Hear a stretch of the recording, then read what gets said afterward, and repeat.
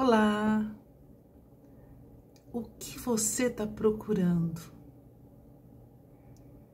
Ontem nós celebramos a Páscoa e foi um dia festivo para muita gente, porque quando a gente celebra a ressurreição de Cristo, então é um dia festivo, é um dia de alegria.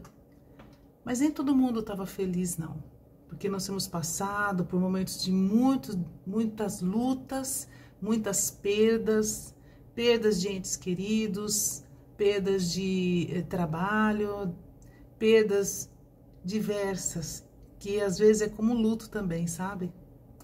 Então, só quem está passando que sabe o que é isso. Então, às vezes há uma mistura de alegria, da esperança, da ressurreição de Cristo, porque o apóstolo Paulo fala que se nós não cremos na ressurreição, se Cristo não ressuscitou, então a nossa fé é inútil. Então, mas também existe essa mistura de sentimentos, por causa do momento que a gente vive. E os discípulos também estavam sentindo isso. Jesus morreu na sexta-feira e eles não puderam fazer nada, não puderam cuidar do corpo, foi colocado num túmulo. E no sábado estavam todo mundo muito triste, muito abatido, não entendendo nada, simplesmente desanimados, perdidos. Afinal de contas, o mestre deles foi embora, foi morto, foi traído. Então eu fico imaginando o sentimento de luto que tinha naquele sábado. Só que do sábado para segunda, as mulheres, na madrugada, resolveram voltar lá no cemitério, lá no túmulo, para poder tratar o corpo com especiarias, tipo, talvez embalsamar, não sei. Hoje diríamos que elas foram levar flores, se fosse nos dias de hoje aqui, né? Iriam levar flores bem cedo, né?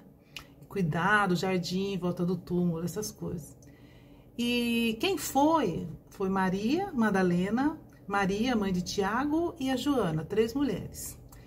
E quando elas chegaram lá, elas não viram os guardas, porque as autoridades tinham colocado guardas para guardar o túmulo, porque justamente para ninguém roubar, não acontecer nenhuma baderna. Então, de repente, não tinha guarda nenhum. Quando ela chega lá, não existia corpo nenhum, Jesus não estava lá.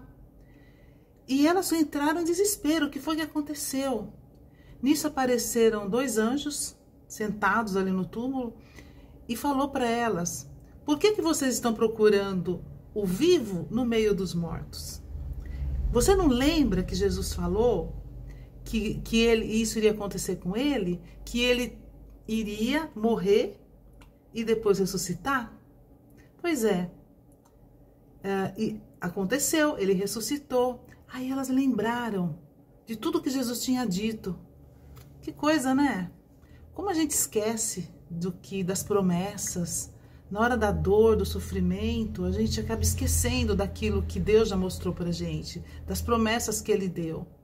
A nossa fé fica lá no chão.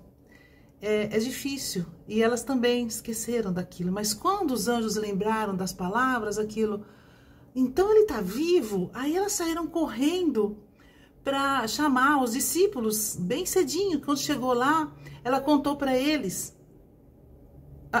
Adivinha? Eles não acreditaram, achavam que elas estavam loucas. Óbvio. Vocês sabiam que uma mulher naquela época não tinha a credibilidade, ela não tinha direito a voto. Ela, no tribunal, o testemunho dela não valia nada. Então, as mulheres, elas não tinham essa credibilidade.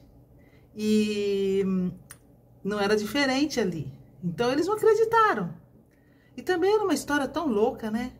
Mas aí, alguns foram. E Pedro, como talvez fosse mais jovem, correu na frente lá no túmulo. Quando ele chegou lá, ele não viu mesmo. Aí os outros chegaram junto. E aí? Não tá aqui. E eles, o que será que aconteceu? O que será que aconteceu? Porque eles estavam confusos, eles não tinham visto nada. Aí voltaram tudo lá para onde eles estavam reunidos e contaram que não tinham achado o túmulo. Acontece que nesse momento as mulheres voltaram, menos Maria Madalena. ela ficou sentada chorando lá, não conformada com aquilo, e chorava e chorava, e de repente, adivinha quem aparece? Jesus. Jesus fala: por que você está chorando, mulher? O que você está procurando? A ela: eu estou procurando o corpo de Jesus. Ela achou que fosse o jardineiro. Eu estou procurando o corpo de Jesus. O senhor colocou em algum lugar? Onde ele está? Ela não reconheceu que era Jesus. Aí Jesus falou assim para ela: Maria, por que você está chorando? Quando ele falou Maria, aí caiu a ficha lá. Ah, mestre! Aí ela caiu aos pés dele, era Jesus ressuscitado, ela não acreditava, ele todo lindo. Eu fico imaginando como ele devia estar lindo, limpo, sem aquelas feridas. A menos aquela que tinha na mão, lembra? Ele ficou uma ferida na mão. E a coisa mais linda é que ele chamou ela pelo nome. E foi assim que ela reconheceu ele. Jesus, Deus, o Pai, ele sabe o nosso nome. Diz que o nosso nome foi dado antes da fundação do mundo. Então ele sabe o seu nome. E ele te chama pelo nome. Às vezes, quando eu estou mal, ou quando eu preciso de um puxão de orelha, ou quando eu preciso de um consolo, ele fala: Marli, o que está acontecendo, Marli? O que você está procurando? Por que você está chorando? E assim ele chama a gente pelo nome. Ele sabe o seu nome, minha amiga. Ele sabe. Eu posso não saber quem está falando, está vendo aí, mas ele sabe. Ele está chamando pelo seu nome. E isso é maravilhoso. Aquele jardineiro, se fosse um jardineiro, ele não saberia o nome dela. Aliás, ela, especialmente ela, era uma mulher ignorada, uma mulher sem valor, sem integridade, sem reconhecimento nenhum ali. Ela era uma mulher desvalorizada e Jesus a amava. E quem foi a primeira pessoa a ver Jesus ressurreto não foi nenhum dos discípulos, não foi nem a mãe, foi ela. Olha que coisa linda. A coisa mais importante que aconteceu, ele revelou a uma mulher, e ainda uma mulher que não tinha uma boa fama, mas Jesus a tinha libertado, Jesus a tinha perdoado, Jesus tinha um plano para a vida dela, assim como ele tem um plano para a minha vida, para a sua vida. Não importa o que pensam de nós, não importa as cicatrizes que carregamos, o que importa é o que Deus pensa de nós, e que Deus sabe o seu nome. E ele tinha dito uma vez que a maior alegria era saber que os nossos nomes estavam escritos no livro da vida. E aí, seu nome está escrito lá? Você sabia que você pode ter certeza disso? Você pode. Por quê? Porque daí, ele já morreu por nós. Ele já pagou o preço por nós. Ele está vivo. E depois ele foi lá e se revelou também aos discípulos. Muitas pessoas viram Jesus ressuscitado, não foi só ela. Depois ele começou a aparecer para outras pessoas, várias pessoas. Então, hoje existe uma série de testemunhas que viram Jesus ressuscitado. Não só os discípulos, como aqueles que nem eram os discípulos dele. Ele está vivo. E ele quer se comunicar com você, e ele chama você pelo seu nome. E ele pergunta: o que você está procurando?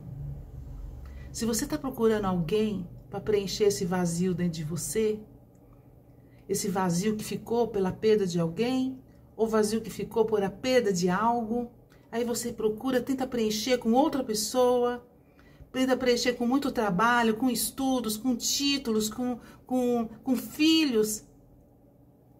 Nada funciona. Nada, o vazio permanece, porque esse vazio só há uma pessoa que cabe, é Jesus. Só ele cabe. E Jesus falou assim: eu sou o caminho, eu sou a verdade, eu sou a vida. E ninguém vem ao Pai senão por mim. Ele falou: ninguém vem, não é que ninguém vai, ninguém vem. Ele é o caminho até o Pai. Então, basta, ele basta na nossa vida, ele é capaz de dar um novo significado para a nossa vida. Se você está procurando, você vai achar. Se você está procurando Jesus, você vai encontrar. Se você está procurando outras coisas, você pode até achar, mas não vai te completar. você não será tão feliz, com significado, sabendo que a sua vida não é só aqui, mas é lá na eternidade. Então, se você está procurando a Jesus, ele diz que aquele que bate, acha. Aquele que procura, acha. É isso aí. Aquele que pede, lhe será dado. Peça ao Senhor Jesus para se revelar a ti. E você vai ter uma surpresa. Algo vai ressurgir dentro de você. Amém? Deus te abençoe.